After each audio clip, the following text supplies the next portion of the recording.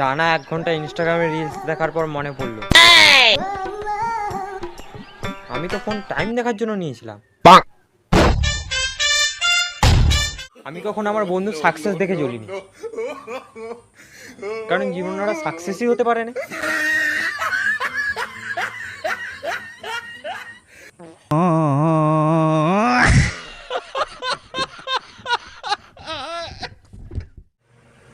আমি কখনো আমার কোনো বন্ধুর গার্লফ্রেন্ডকে দেখে জ্বলি, কারণ ওদের কোনো গার্লফ্রেন্ডই হয়নি।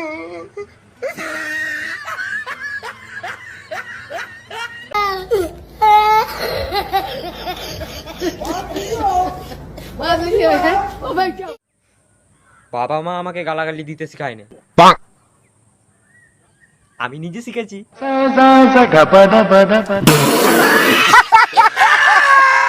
একটা কথা বলবো, তোমাদের বিশ্বাস হবে না,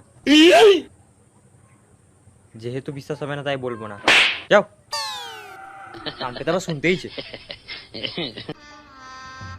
गजब बेइज्जती है।